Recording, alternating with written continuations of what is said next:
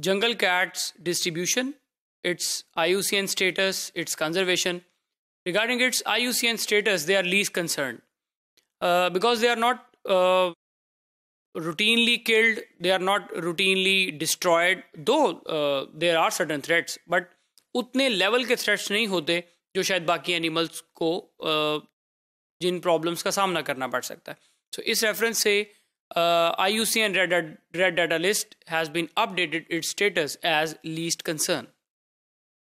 With reference to distribution, again they are present throughout the globe. Overall, हर जगह हमें ये cat बहुत easily मिल जाती है because it's a jungle cat. It's not particularly present in the jungle. It prefers the areas which are having the waters, which are having the wetlands. So जहाँ जहाँ भी हमें wetlands मिलेंगे जिस एरिया पे extensively इनकी distribution, इनकी existence उस जगह पर बहुत ज़्यादा होती है. So they are present in the India, they are present in the Pakistan, Afghanistan, Russian Federation, Sri Lanka, Syria, Arab Republic, Tajikistan, as well as Thailand.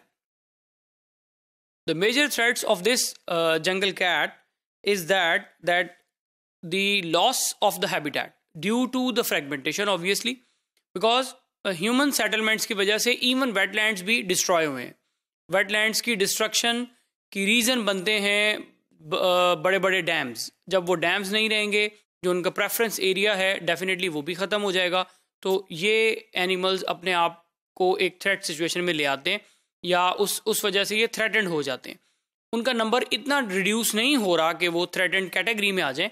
ये लीस्ट कंसर्न कैटेगरी में ही रह रहे हैं बिकॉज इतनी ज़्यादा कंस्ट्रक्शंस के बावजूद जो इनका रिप्रोडक्टिव रेट है दैट इज़ गुड. और जो थ्रेट्स हैं वो डेफिनेटली ह्यूमन सेटलमेंट्स की वजह से हैं, वो वेरियस तरह की हैबिटेट डिस्ट्रक्शन की वजह से हैं, हैबिटेट लॉस की वजह से हैं, जिस वजह से इस एनिमल को जो हाइडिंग प्लेसेस हैं वो कंपैरेटिवली कम मिलती हैं और ये एनिमल अपने आप को थ्रेटेंड सिचुएशन में ले आते हैं. Habitat destruction for the agriculture purposes and infrastructure development are also the major issues. Some farmers consider the jungle cat as a pest which takes poultry. ये एक important threat consider होता है because this is a carnivorous organism. इसने जो animals हैं उनके ऊपर feed करना है, particularly rodents को भी ये ले लेते हैं. Again जब इनको poultry मिलेगी या इनको मुर्गियाँ मिलेंगी उसको भी capture करेंगे. तो जिन farmers का के साथ poultry attach है या जिनका business poultry है, अगर ये cats उनके पास से जा रहे हैं तो they take these chicken as their feed, जिसकी वजह से जो farmers हैं they consider that this cat is a pest, so इस वजह से भी उसकी killing हो रही होती है. With reference to the conservation status, they are listed as Appendix 2. The ecology and status of the jungle cat is poorly known.